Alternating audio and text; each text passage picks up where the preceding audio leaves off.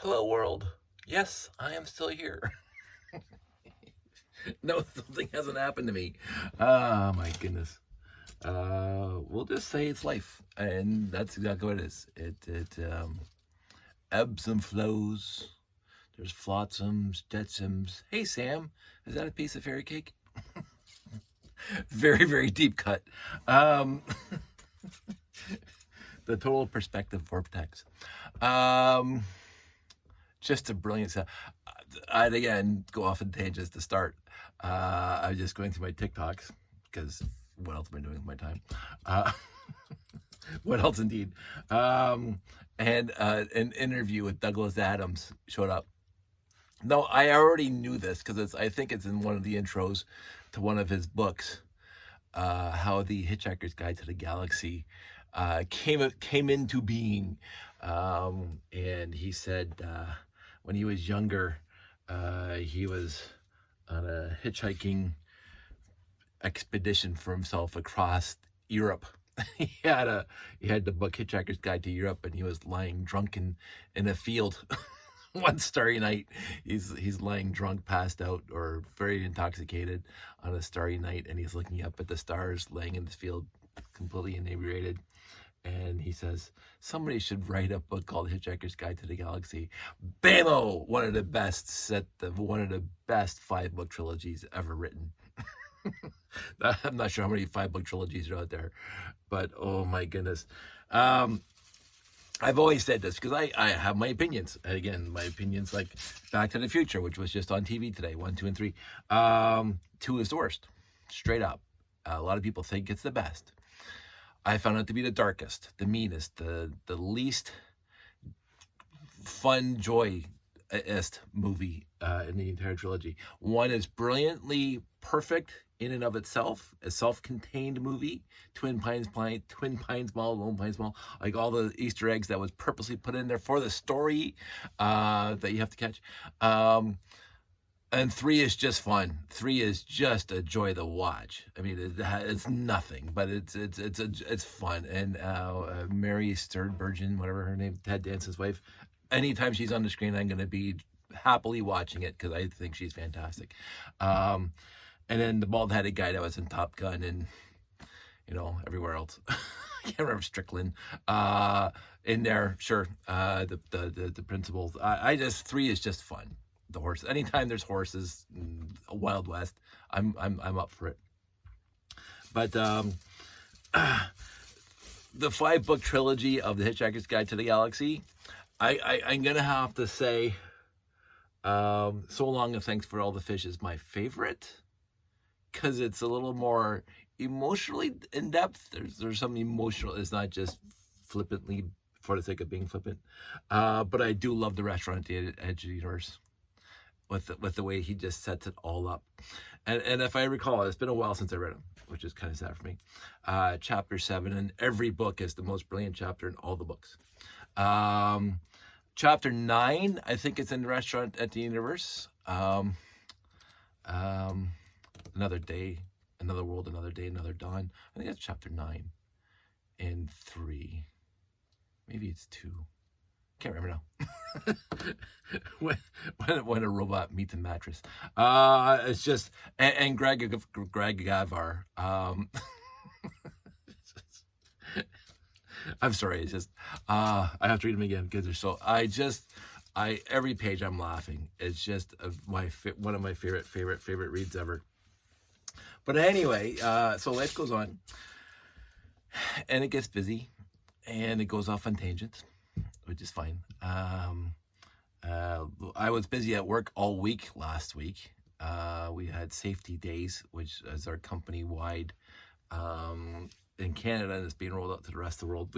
I didn't know this. I knew that Sika, my company, is very, very on every continent except for Antarctica. But I didn't realize we have like 400 locations in over 100 different countries, which is kind of neat. for belonging. This is a true multinational that I'm a part of now. And we have safety days, and they dedicate an entire day per location for safety day. And so production shut down, and we have the entire day is dedicated to safety training on literally everything. And even if you're not a forklift driver, there's going to be forklift driver training, safety talks. And so there was 2 locations last week that I had to attend because IT has a portion. We get 30 minutes allocated to us to talk about IT safety. We talked about phishing and password policies and multi-factor authentications and all that stuff that everybody talks about these days. And people were appreciating that. So, and then we get to go around and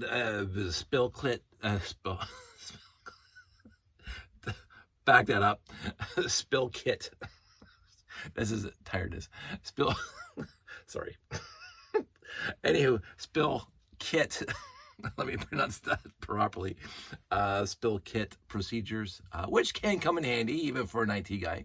I didn't get the chance to attend the forklift safety talk because I was doing my IT safety talk at the same time. But even HR was there and legal was there this year, so that the safety about legal stuff and how to prevent us falling in problems with legal. So it's even dock training, like loading dock training, which is great because like if you're sitting in the office, you're in a production plant, but you sit in the office and you're AP or AR or whatever you are, but you have to go in the warehouse. You know, it's nice to know safety stuff. How to use a fire extinguisher. We did that last year. And again, most of us know how to use a fire extinguisher, but we've never actually got to use a fire extinguisher. And last year we got a whole bunch of bottles that were, you know, this might have been expired, but we're still, for training purposes, usable. So we got to pull the pin and use a fire extinguisher, which again, I can't remember if I've done that before in my life, but it was kind of neat. So, and you know, aim at the base of the fire and all that stuff, all the 101, but it's a day. And so there's like 7 or 8 stations and you go learn 7 or 8 different things. And it's fun and it's learning and you get to know people. They mix it all up. You don't have the entire office staff in one little group and all the foremen. No, they mix it up. So everybody gets to meet one another if they don't cross paths on any normal day. So it was, I'm going to say this, Safety Day at Seek is one of my favorite times of year for my company. And I really enjoy it. And but that's a lot of hours. so that was fun. And so I haven't had any time down here at all. Like literally at all. Today was the first time I've been down here in quite some time. My son Josh, and we'll get into a different video about what he built, was down here earlier last week. And I mentioned that, and I was going to mention it again because I'm going to talk about it at some point. Because it deserves to be talked about, because this is Josh's room too. So I came down here today ostensibly, sometimes I like to use the big words, ostensibly, to do a Jeff VW sorting of my black hinge multi-part pieces. Because they're across at least three of my totes. One, so this is one empty, it's over there. And I got 2 more to go, which I just call them hinge multi-part. That's what I've been calling them since I was a kid. Hinge multi-part.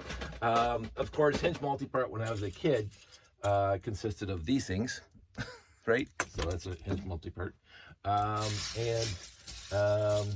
course, I do remember when these guys showed up, because that's classic space. These guys have been around for literally ever since I was a kid, so that's hinge multi-part. And I'm just looking for the original, because I know there's a couple black ones in here. There's another of those. I can't find it. Well, this is the new one. This is the new version of it, but the old version, what I always called hinge multi-part, because it's multiple parts. So, I was thinking Lilu from The Fifth Element, multi-path. Again, deep cut. But anyway, so this is the de facto reason why I'm like, you see this big pile, which all fit into here, but it was overflowing. And I went through this pile and I just started pulling out the pieces I want to pull out first for the beginning of the sort. Because, again, ostensibly, I was looking for one of these. Because a good friend of this channel mentioned, hey, Dave, you're working on your monorail things, and originally I was using these guys, and he goes, there's that 1x2 with ball joint on it, and I'm going, all right, because I completely forgot about it. I was hoping I would find them in black, so I dumped out my hinge multi-part bin here, and I find 1x4s, and I find 2x2s, which I just showed you, but I didn't find any 1x2s. I said, wait a minute, I have a bunch in dark blay. I know I have a million of them in dark blay. So I'll just go to my dark blay bin. This is me with my terrible enunciation, but I like to say the word ostensibly. It's just the wonder that is me. And I said, so I'm just going to go to my dark gray bin, which is right here. Hinge multi-part for dark blay. And there's a million of them sitting right on top because they were in the pick-a-brick, the wall at Sherway Gardens one time. And I picked up like a half a cup of these ones and the opposite, because I was going to build a soccer ball. I did, but that's another story. And so I remembered that I had them in dark gray, so dark blay. So I brought those home. I found those, and I decided then, while I was down here sorting all this stuff out, thinking I was going to find black ones, and I didn't, which is fine. There you go. Oh, sorry. There you go. Found those. I'm going to start sorting out gray, black. And what happened was that I found, I don't know if I'm going to bring them in the view here. And this isn't all of them. But there has to be 300 turntables, minimum 300 turntables sitting here. Now, again, some of them are not rare, but sort of semi-rare, with the 3 teeth on it for the horse and buggies and stuff like that from the castle sets. I believe they came in other sets too. There's 2 of them right there. But the rest of them are with the gray turntable and the blade turntable, and there's 300 of them here, at least. And I seriously looked at that, and I said, there is not a build that I'm going to do between 60 and 90, because that 60 is just around the corner for me. 60 and 90, that's gonna require 300 turntables. There isn't nothing I'm going to do that's gonna require 300 black with blay or gray turntables. There's not. So this is why I'm doing this, is to get rid of stuff. Now, when I was cleaning up the room a little bit, I found all the other baggies I made of my overflow, which I'm going to, I don't know what to do with, probably bring them to the next Throw Lug event. But there was another one. Excellent. So I got 3 at least. I also found a couple empty ones, which I always wonder about because I don't take them apart. I know some people do because they like using these things as wall decorations, because you put a piece behind it and the color comes through. They make stained glass windows and stuff, and it looks pretty neat. I've seen that forever. I like that idea. I just don't build that way, so whatever. So I do want to downsize all this stuff, and my issue is that I have to find the time to do the downsizing, and I have to sort them all out into criteria for plural. I have to sort them out into various different Ziplocs, basically, and what I usually will do is I will err on the side of old and keep the old and get rid of the new, which is the blay, bye-bye blay. But I will keep a few blade because I might want to reconstitute some of the sets that came with black and blay turntables. But I'm not going to be, like, it's not a pressing concern of mine. But I'm going to keep all the gray turntables, and the blades we're going to go into a Ziploc, because I already put them in here, and I dumped them out again. Both the turntables fill up 2 of these rows. And I'm going, no. One, just if it overflows one, then it goes into a baggie and it gets old. Because there's no reason for me to keep more than 1 row.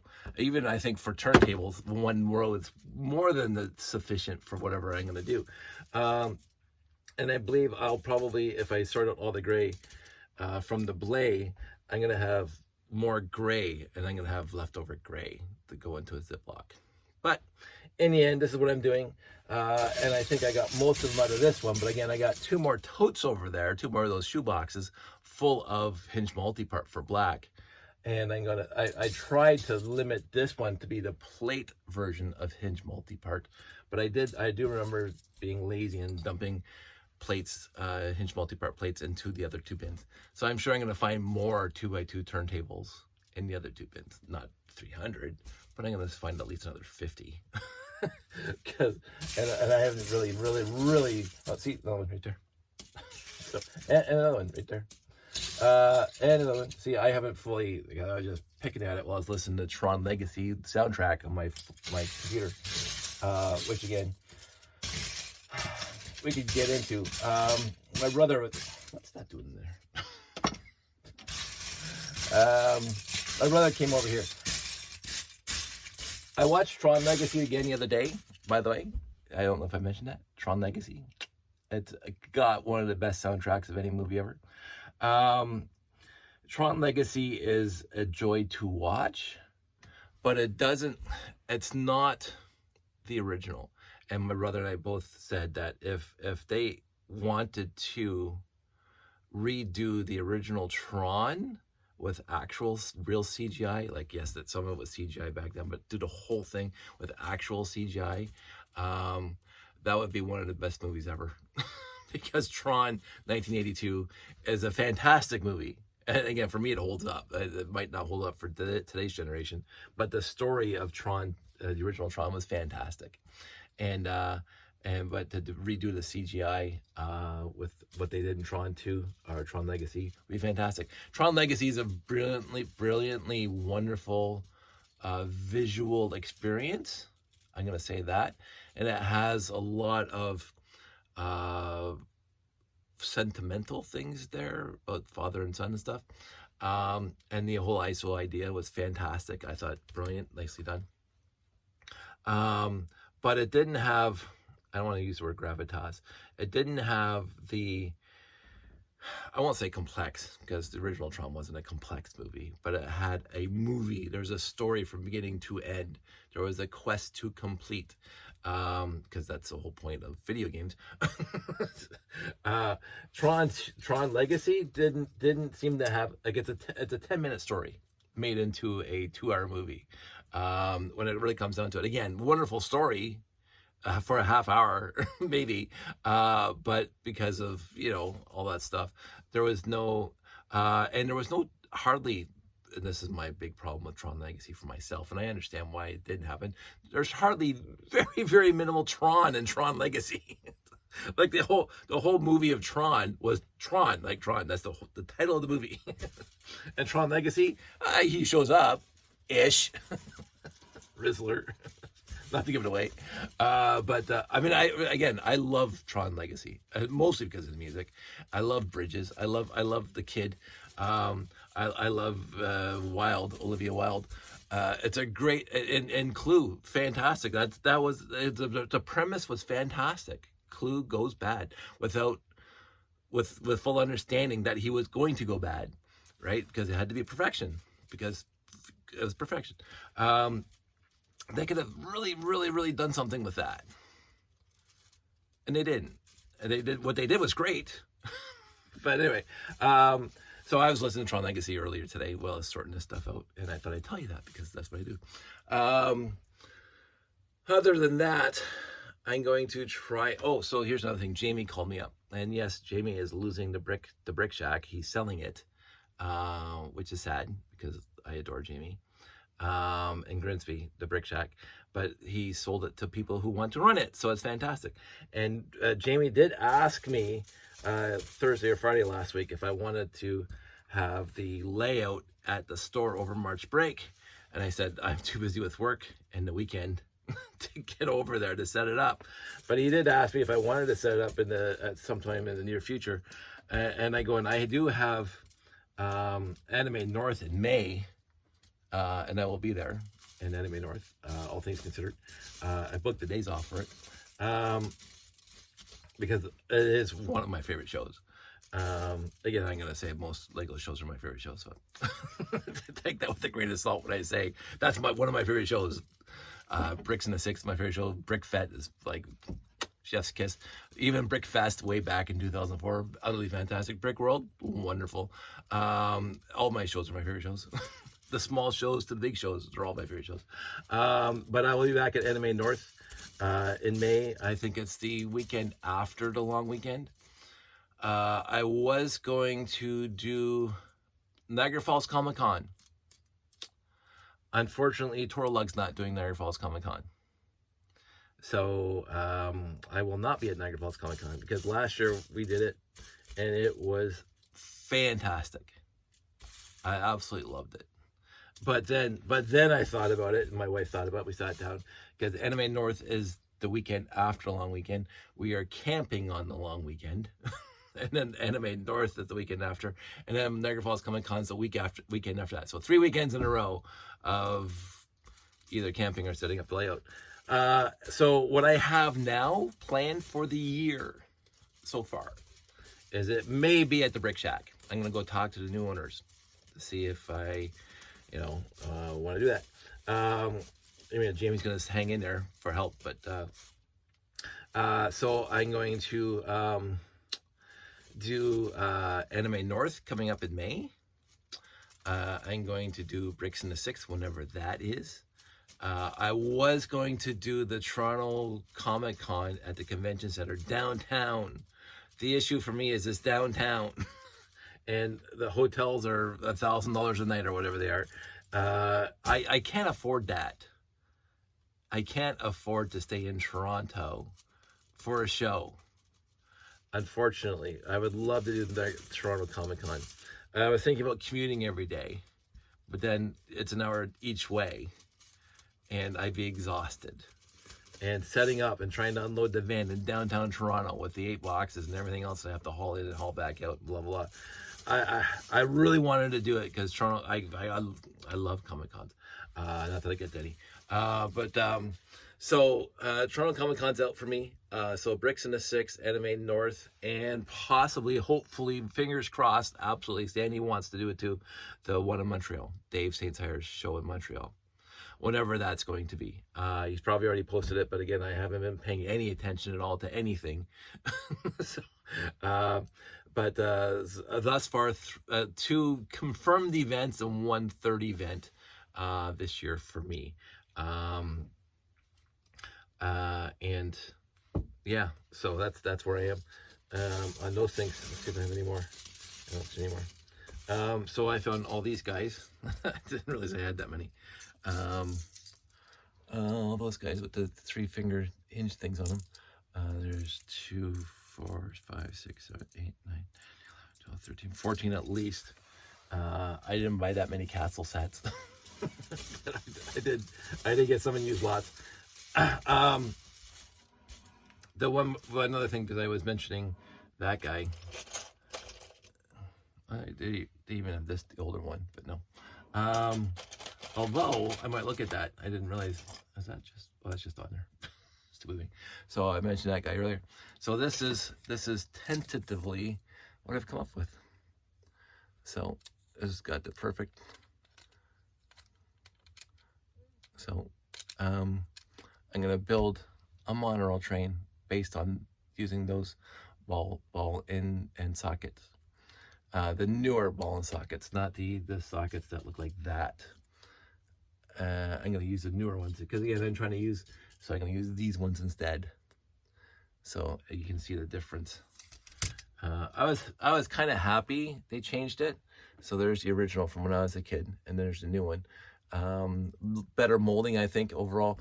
These ones, if you stepped on them when you were a kid, they would break.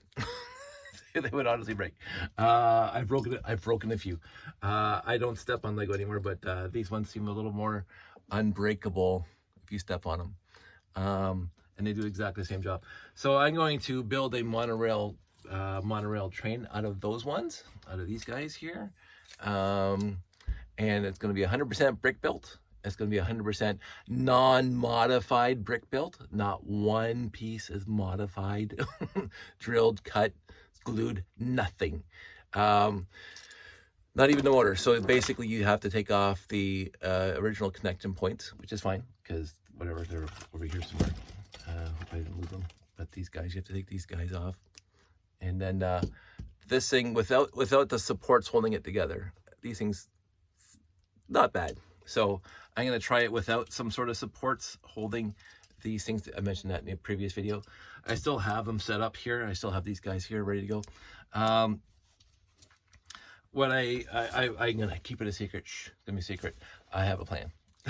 A tentative, very, very nebulous, very, very ill-defined plan right now.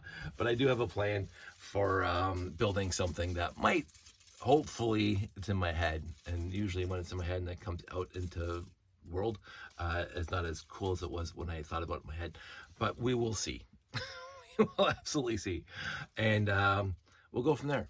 So anyway, all that said, I do miss this. I miss the room, but again, life happens, and I've always been perfectly accepting that life happens with anybody, especially me.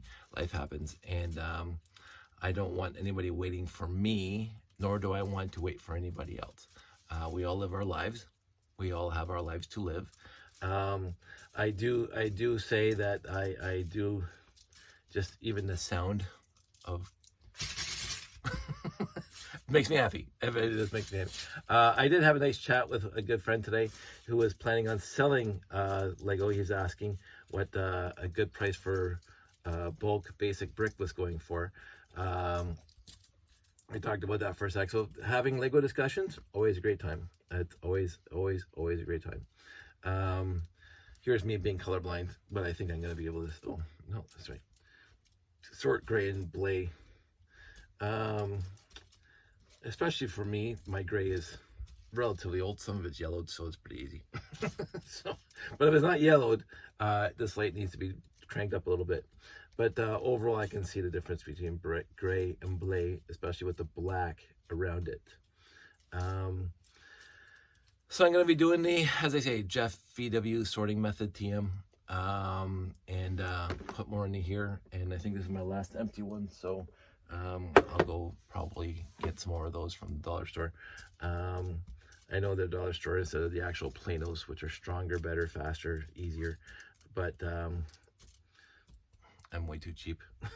So and they're smaller, so I'm gonna have more overflow, which is good for me because I want to get rid of stuff.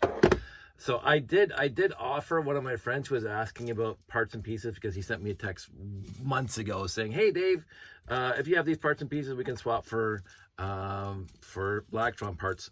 Because he saw I was building the Blacktron Renegade and I was running short on parts. And I just got busy, unfortunately. And I said, pick a day, come over here. Here's the room, grab what you want. And that offer does stand for my close friends that I actually know, instead of the strangers that might be watching this. If I don't know you, don't ask. If I've never met you in my life, don't ask. But if I do know you and we've done shows together and you know we're pals, we compadres, we hang out together, then absolutely, what would honestly make my life easier if you just came over here and grabbed what you wanted. So and then we can discuss. I do plan on getting some boxes in the mail from people who've asked for other things, and I got it all packaged up now. So again, life is going on. I find that to be my most stressful thing, is that I just can't seem to get things done in a timely fashion anymore because everything is happening all at once. But that's just life, as it's always been life. So anyway, I've been doing this for 28 minutes. Let's keep it not an hour epic like I did before. I did appreciate those who mentioned that they appreciated my rants, and I actually did appreciate people who had sent me PMs who disagree with my stance but weren't jackasses about it. Because it wasn't for jackass responses. If you have jackass responses, I just ignore. You walk that way, I'm going to walk this way. So everybody has an opinion, and everybody's entitled to the opinion, and everybody can have their opinion. This was mine, and I said it, and I stand by it. And you have yours, and you stand by yours, and I'm going to appreciate you for having your opinion, even if it's different than mine. But if you're going to be a jackass about it, be somewhere else. Because again, I don't have the time or the wherewithal to, I don't need it. After 50, almost 60 years, I don't need, I grew up in an environment where thankfully I wasn't bullied a lot. But I was a computer geek. I was a Star Trek geek. I was a science fiction geek. I was a Douglas Adams geek. I was not a fantasy geek too much, except for Tolkien, since my earliest memories. And so if you think I haven't heard demeaning and degrading things from people before in the 70s and 80s, when it was the right, not the right thing to do, but when it actually was like the status quo to do, and compared to now, where really, people just grow up. You really don't understand my history, because I have always literally stood up to bullies. I've never, ever had a problem standing up to bullies, like literally ever. I stood up to bullies next door, and I might not stand up to bullies the way people want me to stand up to bullies. Like a block is just good for me. See you bye. You can weep and gnash of your teeth outside the city gates. I don't care. that's really what it comes down to.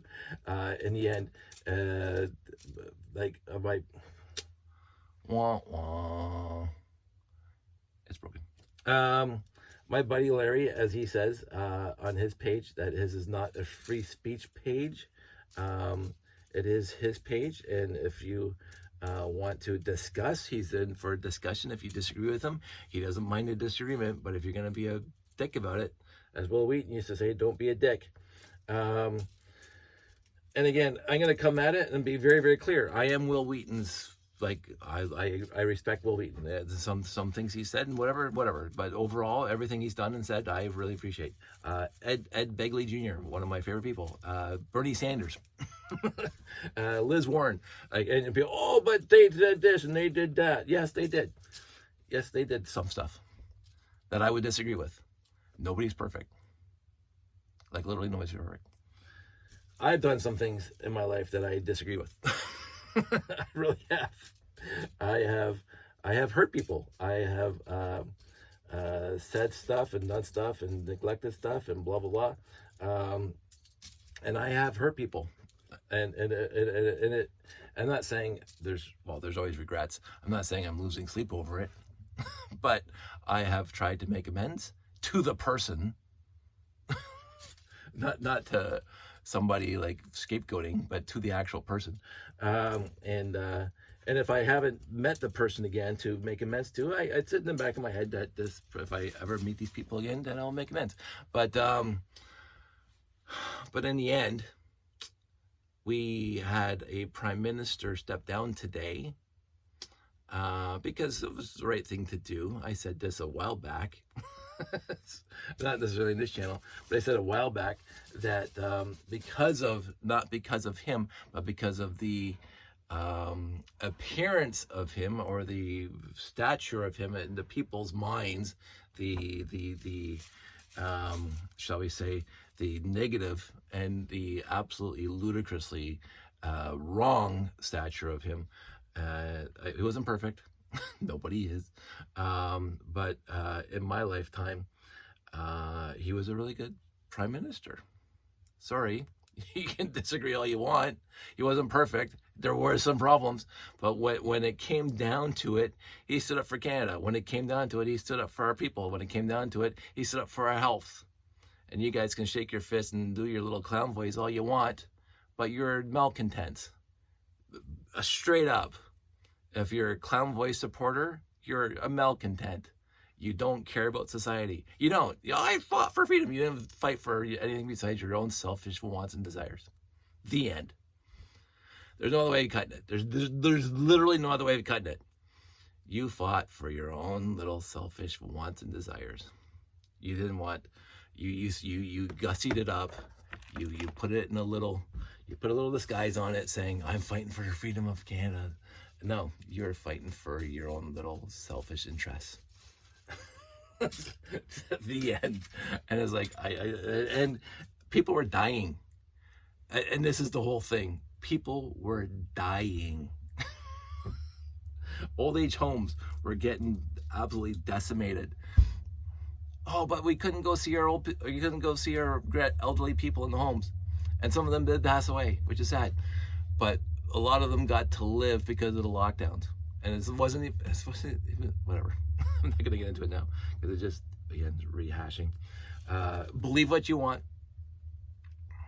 Walk in the direction that you want.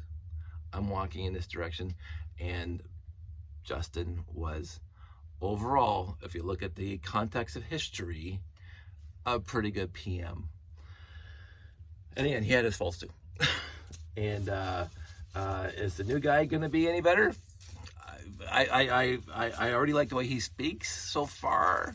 I'm hoping that he keeps that up, where Justin always seemed to be reading off teleprompters, which was Obama's big issue for the first week of his presidency way back in the day, and he fixed it, and look, Justin never really did until the latest standing up to Trump, and now he's like showing finally that he can actually talk and speak without feeling like it was scripted. So I guess where's that guy been for the last 10 years? Because that's what bothers me now, is that guy, because he's always been that guy, but he's never projected that guy. He's always, again, if you paid any attention, he's always been that guy. He's always been standing up for Canada. He's always been that guy.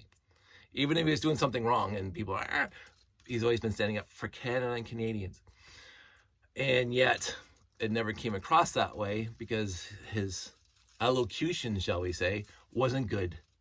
It wasn't good. Better than, I have the people, I have the plane. I mean, Dredgen was fine. but a lot of people like me who are, left of Egg Bigley Jr. are wondering where this guy's been. And I know he's always been there, but he's never projected it. And I did find that to be, even during the COVID crisis, I thought he was brilliant, doing his little fireside chats at the little microphone in front of his house. I thought it was wonderful. I thought that's what Canada needed, and Canada needed some reassurance. And for those who were listening, they got the reassurance. For those of you who were not listening, you didn't get the reassurance, but that's your problem. But anyway, I'm not going to go off yet. Here I am, 37 minutes of this. Yet another political rant. People are sick and tired of me talking politics, so I'm going to stop now. Anywho, yeah, life's here. Oh, there it is. Yay! Told you I find it. Hinge multi-part. Multi-paths. Anyway, that's it. That's all, you guys. I love this. Long and prosper. Everybody stay safe. Take care. I'll talk to you soon.